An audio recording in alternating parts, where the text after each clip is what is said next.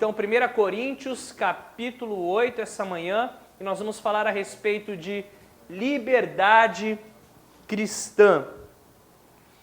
E nesse livro de Coríntios, nós já falamos repetidas vezes, Paulo tem tratado de diversos assuntos que estavam acontecendo na igreja ali em Corinto. Muitos problemas que eram consequência de cristãos carnais, cristãos que eram pouco maduros na sua fé. E a consequência disso, e eu digo cristãos carnais porque eles eram salvos, eles aceitaram Jesus como Senhor e Salvador, entretanto a profundidade espiritual deles era quase nenhuma, muito rasa, ou de maioria da igreja. E aí o que aconteciam eram divisões, eram problemas como nós já falamos, imoralidades sexuais, os irmãos processando uns aos outros por todos os motivos. E aí Paulo começa a tratar então a partir de perguntas que a igreja em Corinto faz a Paulo. Uma delas foi a questão do relacionamento, quando eles perguntam: Paulo, então você acha melhor que o homem nem toque em mulher, nem se case? Aí nós falamos já a respeito desse assunto. Paulo dizendo: olha, os que estão solteiros, sugiro que permaneçam solteiros, porque podem servir ao Senhor. Os que estão casados, sugiro que permaneçam casados, mas saibam, né, que a pessoa casada, ela vive para servir um ao outro. E ele dá uma série de dicas ali, de instruções a respeito disso. Conselhos a respeito desse assunto. E aí agora, nesse momento, ele vai falar a respeito dos alimentos oferecidos aos ídolos. Era uma grande questão ali na igreja, alimentos que eram oferecidos nos templos pagãos e depois vinham para o mercado, né, para o mercado onde as pessoas consumiam aquela carne. Então vamos ver aí, versos de 1 a 3. Paulo responde: com respeito aos alimentos sacrificados aos ídolos, sabemos que todos temos conhecimento. O conhecimento traz orgulho, mas o amor edifica. Quem pensa conhecer alguma coisa, ainda não conhece como deveria, mas quem ama a Deus, este é conhecido por Deus. Então Paulo vai tratar a respeito desse assunto, dos alimentos que eram oferecidos, os alimentos que eram sacrificados e oferecidos nos templos pagãos. Coríntios, né, a cidade em Corinto, na Grécia, era uma cidade que era cheia de templos pagãos, muitos templos pagãos, e era costume deles o quê? Sacrificar animais aos deuses desses templos. E normalmente o que eles faziam era o seguinte: eles dividiam essa carne do animal depois em 3 partes. Uma dessas partes era sacrificada, queimada ao deus do templo. Uma outra parte da carne, a pessoa que levou o sacrifício, ela recebia uma parte e levava para casa. E uma outra parte, a terceira parte, ficava com os sacerdotes desses templos. E o que eles faziam? Eles podiam comer a carne ou, como era muita carne, como era muita gente oferecendo sacrifício, eles tinham fartura de carne nos templos. Então o que eles faziam? Devolviam essa carne para o mercado, para o comércio, para os restaurantes, né, da época ali em volta do templo e para os mercados da cidade, onde as pessoas compravam essa carne num preço mais barato e comiam essa carne normalmente. Então esse era o costume, normalmente uma carne mais barata, né, e até os cristãos também, sempre ninguém quer gastar muito dinheiro, né, então, estou sabendo que tem uma carne ali mais barata, vou buscar essa carne. Então isso gerou muitos problemas, muitas preocupações, muitas questões na mente dos irmãos na igreja em Corinto. E eles ficavam perguntando assim: será que nós podemos comer essa carne? Uma carne que foi oferecida, por exemplo, a Zeus? Será que nós podemos comer algo que foi oferecido no templo de Afrodite, a deusa do amor? Então, haviam essas perguntas na mente das pessoas. Será que se eu for na casa de fulano de tal, ele vai me oferecer um bife que foi oferecido a Zeus? E eu vou comer aquilo e aquilo vai me fazer passar mal? Ou então vou, estar pecando contra Deus? Será que eu posso parar num restaurante desses, que eu tenho certeza que a carne que abastece esse restaurante veio do templo de Atenas, e será que eu posso ir lá e pedir um sanduíche, um cheeseburger ali, daquela carne? Então eram questões que incomodavam as pessoas naquele momento. O que eu posso e o que eu não posso comer? O que eu devo fazer? Por exemplo, um exemplo prático para nós. Né, aqueles que têm filhos aqui, ou até os adultos que também às vezes gostam. Será que eu posso comer um doce de Cosme e Damião? Será que eu pego e como, ou será que eu pego e disfarço e depois eu jogo? Qual é a tua postura? Né, se nós formos falar a respeito disso, teremos várias posições a respeito dessa questão. Diferentes pontos de vista. E eram mais ou menos o que estava acontecendo na igreja em Corinto. Diferentes posições acerca da carne que era oferecida no templo, mas que mais tarde ela era colocada no mercado. E as pessoas compravam, e as pessoas comiam, e as pessoas revendiam aquilo. Então essa era a grande questão, essa dúvida que Paulo vai tentar sanar aqui. Só que é interessante a resposta dele. Ele chama a atenção por um outro ponto. Quando ele começa a responder, ele fala assim, olha, quanto a esses alimentos sacrificados aos ídolos, todos nós temos conhecimento. Nós sabemos dessa história, nós temos um ponto de vista a respeito disso, todos nós temos um conhecimento. Mas, aí ele fala assim, o conhecimento traz orgulho e o amor edifica. O que ele está querendo dizer? Primeiramente, ele vai mostrar para eles, olha pessoal, vamos fazer um alicerce aqui para respondermos essa pergunta. Primeira coisa, o caminhar cristão é baseado em amor. O nosso caminho, o caminhar cristão é baseado em amor e não em conhecimento. Porque o conhecimento, às vezes, incha. Igual uma bolha, né, que incha.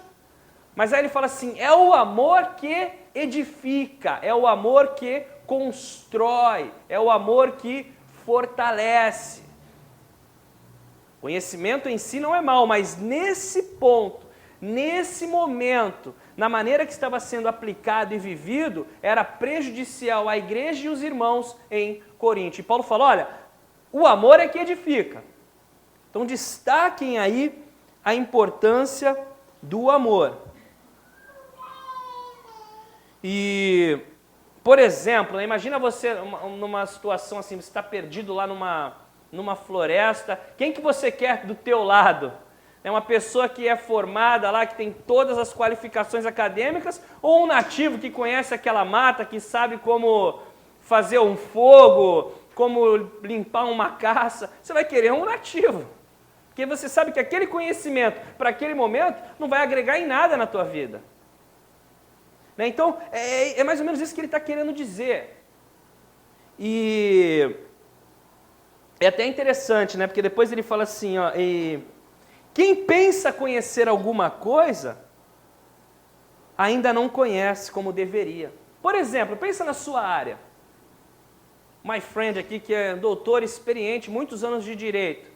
My friend conhece bastante, mas my friend, tem muita coisa para você conhecer ainda? Ele vai dizer, claro que tem, muita coisa ainda para eu conhecer na minha área.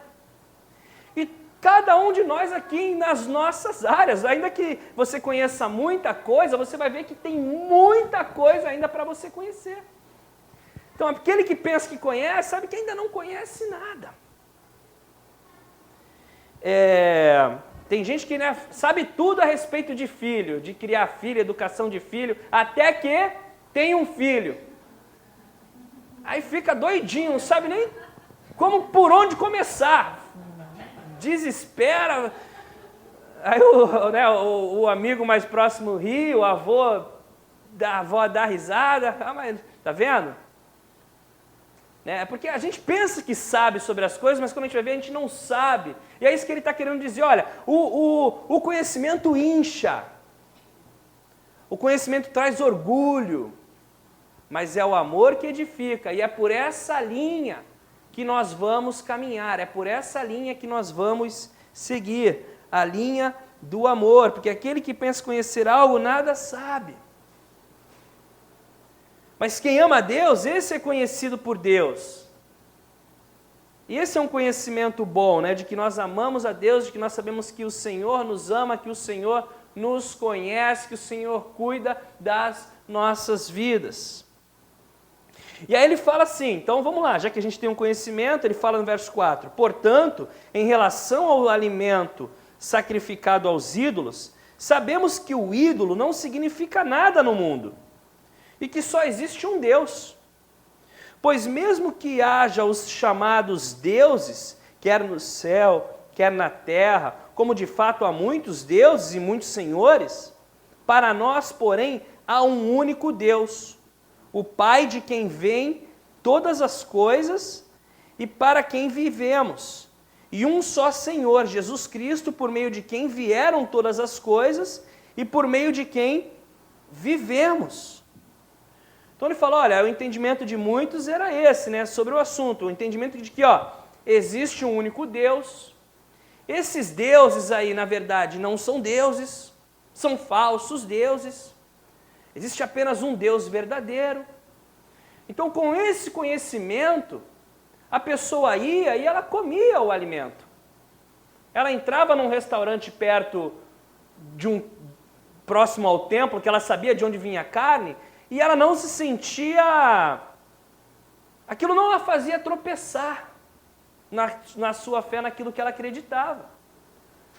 Né? Alguém que, por exemplo, pega o doce de Cosme e Damião e fala assim, isso daqui não existe, Deus é maior e tal, e abre lá a paçoquinha, a bala e pipoca e come. Então era isso que estava acontecendo. Ele falou, a gente sabe disso, né? Que esses deuses não são deuses, há um único Deus verdadeiro de quem tudo vem, todas as coisas provêm dele, e nós também, e o único Senhor Jesus de quem tudo provém, e nós também. E esses deuses não são nada. Pessoas que pensam assim e agem dessa forma, ainda que o alimento tenha sido oferecido a deuses e o que quer que seja. Algo interessante a respeito disso, fazendo um parênteses aqui, Isaías 44, Rafa, coloca aí pra gente, por favor. Falando a respeito de deuses, de esculturas, de imagens, de idolatria. Verso 13 fala assim, o carpinteiro mede a madeira com uma linha e faz um esboço com um traçador. E ele o modela toscamente com formões e marca com compassos. Então ele pega a madeira, ele corta e ele começa a modelar aquilo com os formões, com as medidas, as proporções que ele marcou ali. Ele o faz na forma de homem em toda a sua beleza, para que habite num santuário. Falando das imagens, das esculturas, dos deuses que haviam. Prossegue. Ele derruba cedros, ou talvez apanha um cipreste, né? Pega a melhor madeira ali na floresta. Ou ainda um carvalho, e ele o deixou crescer entre as árvores da floresta. Ou plantou um pinheiro e a chuva fez crescer. É combustível usado para queimar, um pouco disso ele apanha e se esquece, acende um fogo e assa um pão, mas também modela um Deus e o adora, e faz uma imagem e se encurva diante dela. Então ele corta aquele tronco da árvore no meio do mato, ele traz, e aí metade ele usa para fazer fogueira, para fazer lenha, uma outra parte ele constrói um banco, ele senta ali, uma outra parte ele pinta e faz um enfeite para a sua casa, para o seu quintal, uma outra parte ele vai, esculpe, faz um Deus e coloca dentro de um templo e o adora, e se encurva diante dela. Uma imagem que foi feita por mãos humanas, seja de madeira, seja de ferro, seja de alumínio, o que quer que seja, ele está falando aqui. Metade da madeira ele queimou no fogo sobre ela, preparou sua refeição. Assa a carne, come sua porção, também se aquece e diz, estou aquecido, estou vendo o fogo. Ele está dizendo o seguinte, que é uma coisa que é corriqueira, normal, mas de repente ele idolatra um outro pedaço de madeira ou que ele pegou e construiu algo. Do restante ele faz um Deus, seu ídolo, inclina-se diante dele e o adora. Ora ele diz, salve-me, tu és o meu Deus. Tem mais? Eles nada sabem, nada entendem, seus olhos estão tapados. Seus olhos estão tapados, não conseguem ver e suas mentes estão fechadas, não conseguem entender. Ninguém para pensar, ninguém tem o conhecimento ou o entendimento para dizer, metade dela eu usei como combustível. Até mesmo assei pão sobre suas brasas, assei carne e comi. Faria eu algo repugnante com o que sobrou? Iria eu ajoelhar-me diante de um pedaço de madeira? E ele se alimenta de cinzas, um coração iludido desvia, ele é incapaz de salvar a si mesmo, de dizer, esta coisa na minha mão direita não é uma mentira? Então, o que ele está querendo dizer, né, a respeito disso? E eu lembro disso porque quando na minha adolescência eu tinha uma imagem que eu achei linda, pequenininha, eu carregava no bolso para onde eu ia. Eu ia para a praia, eu carregava porque eu tinha medo de me afogar. Então, eu ia fazer prova, eu colocava em cima da mesa para me proteger. Eu ia dormir, eu colocava do lado do meu travesseiro para estar sempre comigo. Uma imagem que eu achei na rua. Não sei nem do que era. Era humano, assim. E eu acreditava naquilo, eu não parava nem para pensar, será que essa coisa na minha mão direita não é uma mentira? Eu acreditava naquilo. E é o que estava acontecendo. E tinha pessoas em Coríntio que pensavam dessa forma, olha, esses deuses não são deuses, então para que eu vou me preocupar com a carne que foi oferecida no templo? Eu vou comer, não tem problema algum. Só que algo interessante a respeito disso aqui, pessoal, porque tem esse ponto da imagem que não é nada, não ouve, não vê. Se você não limpar, não for lá tirar o pó não sai sozinho, alguém tem que tirar, mas a gente às vezes se prostra diante daquilo e pede, me ajuda, me salva, me liberta, faz o que eu preciso. Só que tem uma outra coisa, tem uma força do mal, nós sabemos disso, Satanás e os seus demônios, que muitas vezes estão por trás dessas coisas. Isaías 14, versos de 12 a 15, falam o seguinte, a respeito de Satanás, que era um anjo criado por Deus e se revolta contra Deus e é expulso do céu. Como você caiu dos céus, ó estrela da manhã, filho da alvorada, como foi atirado à terra você que derrubava as nações. Você que dizia no seu coração, subirei aos céus, erguerei o meu trono acima das estrelas de Deus. Eu me assentarei no monte da Assembleia, no ponto mais elevado do Monte Santo. Era o orgulho, foi o orgulho que derrubou Satanás. Por isso que fala que o orgulho vem antes da queda. O orgulho vem antes da queda. Por isso que Paulo está falando, o conhecimento gera muito orgulho. E o orgulho não edifica em nada, só machuca. Subirei mais alto que as mais altas nuvens e serei como o Altíssimo. Mas as profundezas do Seol você será levado, irá ao fundo do abismo. Então, ele foi lançado fora e será enviado ao inferno. Mas tem mais um versículo, Apocalipse 12, de 7 ao 9. Houve então uma guerra no céu, falando desse momento quando Satanás é lançado para a terra. Houve então uma guerra no céu, Miguel e seus anjos lutaram contra o dragão e os seus anjos revidaram. Mas estes não foram suficientemente fortes e assim perderam o seu lugar no céu. O grande dragão foi lançado fora, ele é a antiga serpente chamada Diabo ou Satanás, que engana o mundo todo. Ele e os seus anjos foram lançados à terra. E aí mais um versículo sobre esse assunto, 2 Coríntios 11, 14. Isso não é de admirar, pois o próprio Satanás se disfarça de anjo de luz.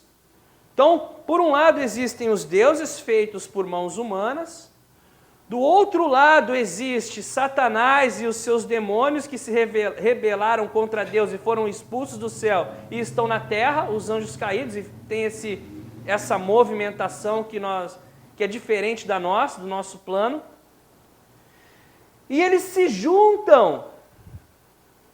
E há uma força espiritual por trás dessa idolatria. Então o que eu estou querendo dizer para vocês? Que sim, é algo feito por mãos humanas, mas sim também há uma brecha, há um poder do mal por trás dessa idolatria. Há um poder do mal por trás dessa idolatria. Que tem poder às vezes para curar, às vezes para fazer coisas assim que sobrenaturais. Porque Satanás fala o quê? Ele adora se apresentar como anjo de luz, como algo que parece bom, mas que no final leva a um engano, a um aprisionamento espiritual, uma cegueira espiritual. Há manifestação, há o poder do mal. Eu conheci uma pessoa que, invocando deuses, ele fazia o sinal da cruz sem encostar na pessoa, e a pessoa restaurava a coluna. Mas a pergunta é: de onde vinha esse poder? De quem ele estava pedindo essa força? A pergunta não é se é verdade ou mentira. Eu já contei essa história para vocês muitas vezes. Minha mãe ficou doente, nós fomos para diversos lugares que faziam trabalhos espirituais para minha mãe e falavam: olha, foi uma pessoa da família que fez um trabalho espiritual para ela, e aí por isso que ela está assim. Então a gente ia, colocava minha mãe no meio lá e fazia um bocado de coisa. E eu vi aquilo e eu tenho convicção que era verdade. Ninguém estava fingindo, não era um teatro. Não era um teatro, era verdade. Tudo aquilo que aconteceu era verdade. Mas a pergunta que eu fiz foi: de onde vem essa força? Vem de Deus ou vem do mal? Porque a Bíblia fala que o anticristo, quando vier, vai fazer inúmeros sinais, até mesmo fogo descer do céu, para enganar até mesmo os eleitos. Porque nós, seres humanos, gostamos de ver algo sobrenatural e muitas vezes acreditamos naquilo, olha, porque é algo que é sobrenatural. Mas a Bíblia nos diz o quê? Que nós devemos discernir os espíritos, discernir as coisas. Discernimento espiritual. A pessoa é sincera, eu vejo muita sinceridade, mas muitas vezes está sinceramente enganada, sinceramente no erro. Sim, há sinceridade, ela acredita realmente de coração, mas acredita de coração na mentira e no engano. Tirando esse parênteses, voltando aqui para o texto. Então alguns olhavam e viam: olha, são deuses, posso comer a carne. Agora outros pensavam o seguinte: poxa, eu vim desse mundo.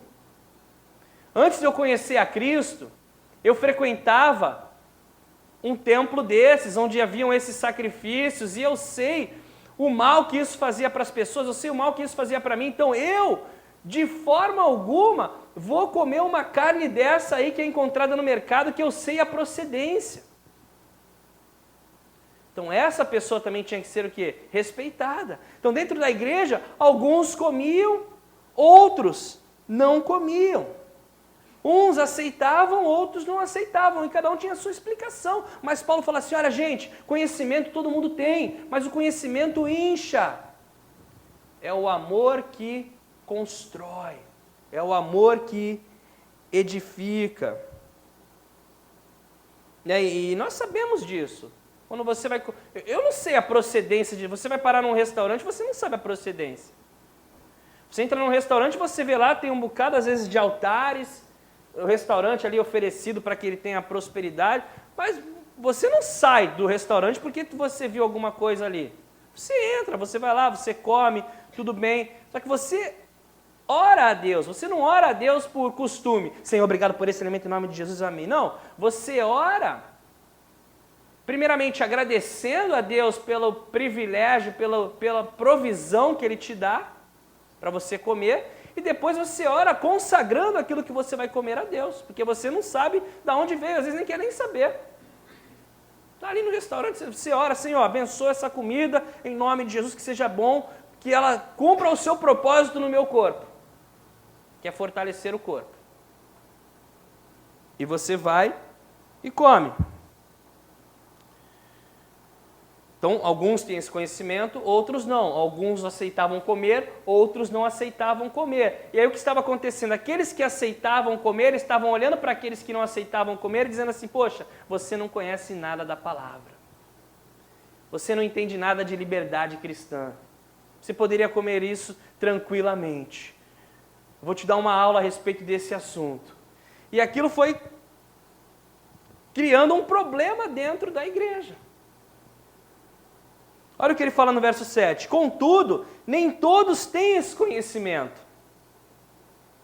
Alguns, ainda habituados com os ídolos, comem esse alimento como se fosse um sacrifício idólatra. Como a consciência deles é fraca, fica contaminada.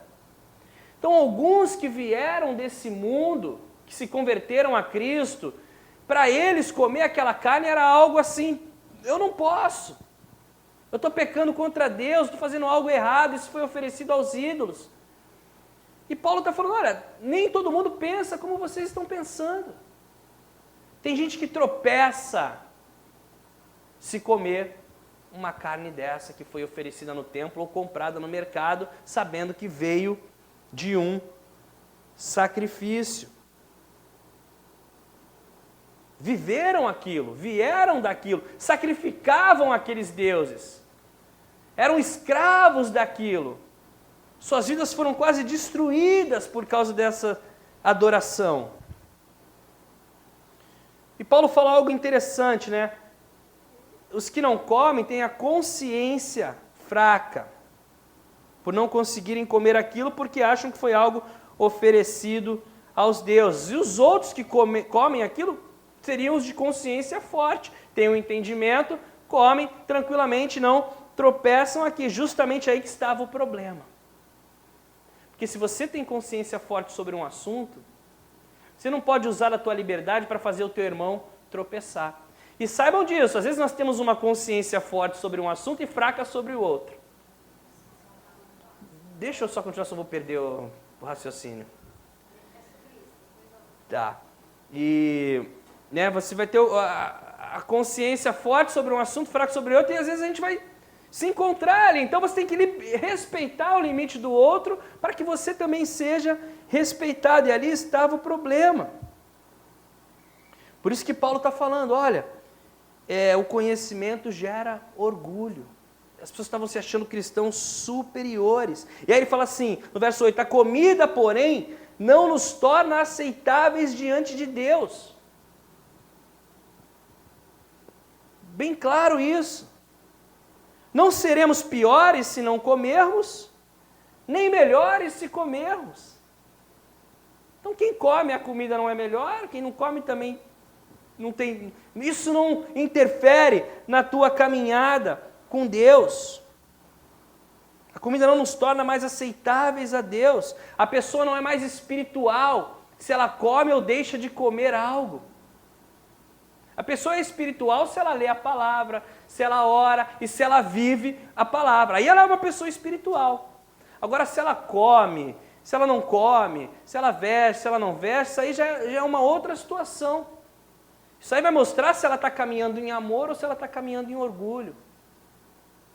Se ela está caminhando em tolerância ou se ela está usando a liberdade dela em Cristo para fazer todo mundo tropeçar e dizer assim, eu posso, não estou nem aí porque eu tenho um entendimento disso, eu sei me controlar, eu sei fazer isso e aquilo, eu posso e vou e consigo. É interessante, o primeiro concílio da igreja em Jerusalém foi justamente sobre esse assunto. Primeira reunião da liderança da igreja em Jerusalém, porque Paulo estava em Antioquia, uma igreja cheia de gentios, e alguns judeus apareceram lá e começaram a dizer assim, olha, para vocês serem realmente salvos, vocês têm que se tornar judeus primeiro, fazer a circuncisão, fazer um bocado de coisa. E aí, Paulo falou, opa, vou lá em Jerusalém falar com a liderança e ver o que eles dizem sobre esse assunto. E Paulo foi lá e falou, olha, Deus está fazendo uma obra maravilhosa, os gentios estão se convertendo, estão sendo transformados. Aí Pedro fala assim, olha, eu tive uma visão, o Senhor me mostrou animais descendo e ele disse assim, não chame de impuro aquilo que o Senhor purificou, o Senhor quer sim alcançar os gentios também. E aí todos esses testemunhos fizeram com que a liderança fizesse o seguinte parecer, que está lá em Atos 15, 29. Esse foi a recomendação de Jerusalém para a igreja. Abster-se de comida sacrificada aos ídolos. Olha, sugerimos a vocês que não comam, mantenham distância da comida sacrificada, porque estava virando um grande problema na igreja.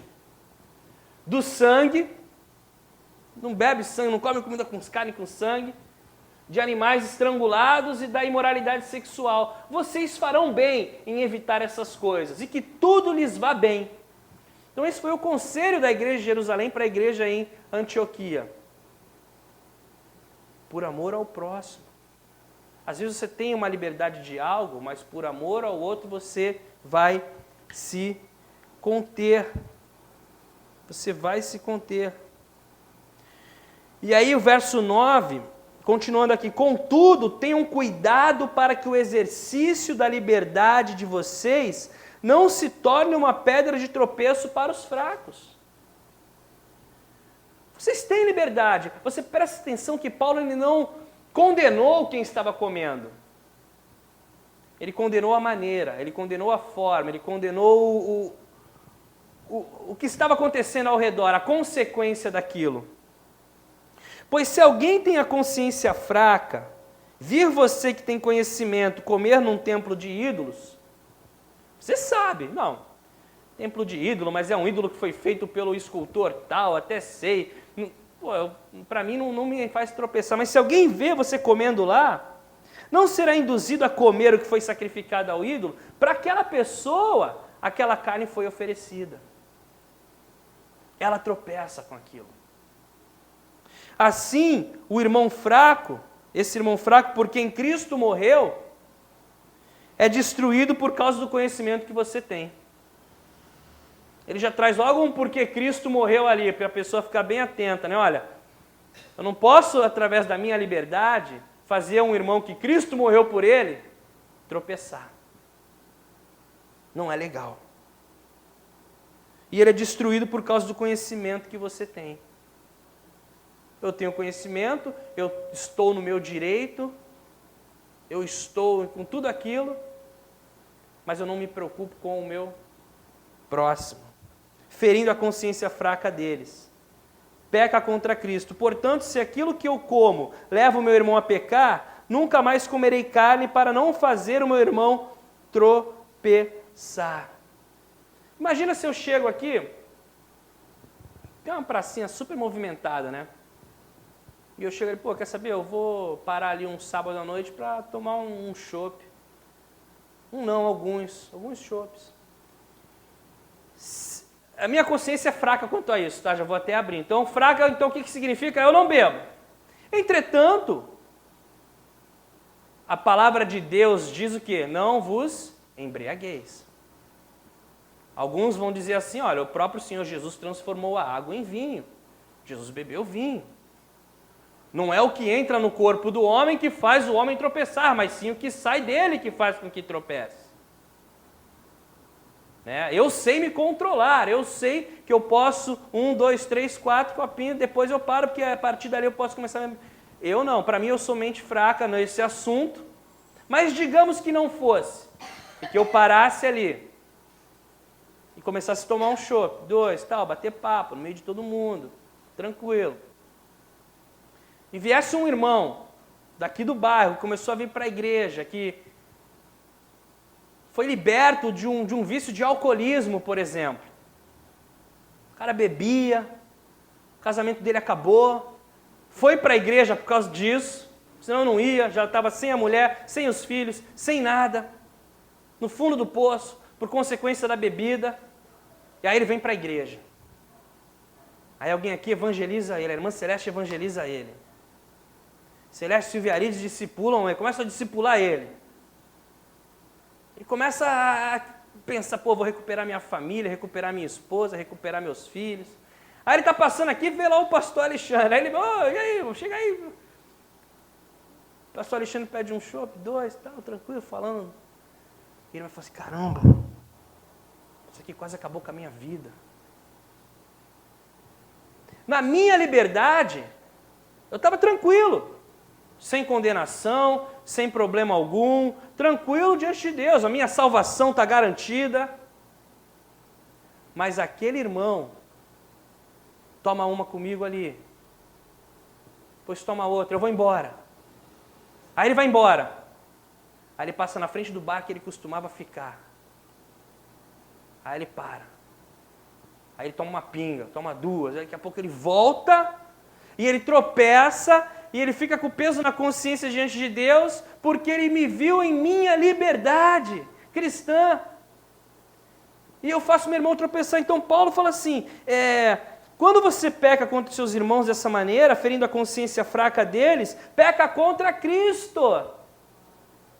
Portanto, se aquilo que eu como, ou bebo, ou visto, ou frequento, ou o que quer que seja, leva o meu irmão a pecar, nunca mais farei isso, para não fazer o meu irmão tropeçar. Tem liberdade? Faz separado na tua casa. Está em paz com Deus? Aquilo que é lícito, né? Porque nem tudo é lícito, nem tudo edifica. E aí vai na liberdade cristã de cada um. Nós somos criados para servir a Deus. Se você está agradando a Deus, servindo a Deus e vivendo para a glória do Senhor, amém.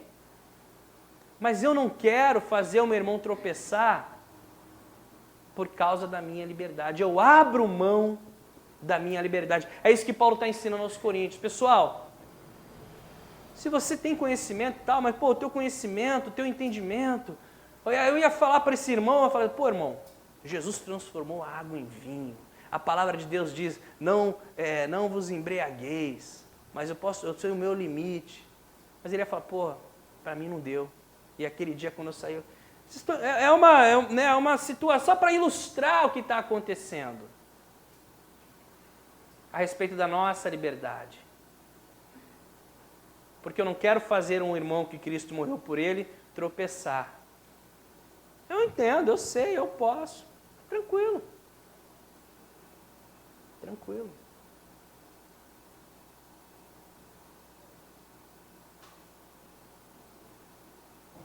E essa é a nossa caminhada. Né? Concluindo aqui. Que possamos, se for necessário, né, abrir mão dos nossos direitos, da nossa liberdade em Cristo, a fim de que o irmão venha crescer. Porque o conhecimento incha, mas o amor edifica. O amor vai querer com que eu chegue para esse irmão e fale, vamos tomar um suco. Vamos tomar um café. Vamos bater um papo. O amor vai fazer com que eu chegue para esse irmão e não tente convencê-lo de que ele pode, que ele tem um limite, porque ele lutou com tudo aquilo. O amor faz com que eu diminua as minhas liberdades, diminua os meus direitos, para que o outro não tropece. Esse é o propósito de Deus para nós, é isso dessa forma que nós devemos viver, que nós queremos viver. Paulo falou anteriormente, poxa gente, por que vocês não aceitam o insulto, ou o problema, sabe? Calma. Calma. A gente não precisa ganhar debate, a gente precisa ganhar discussão, a gente não precisa estar à flor da pele. Não precisamos. Não precisamos. O Senhor tem usado as nossas vidas, Ele vai continuar usando as nossas vidas, porque Ele é bom. E a palavra de Deus ela vem para isso, para nos instruir, para nos mostrar, para nos fortalecer, para nos fazer crescer.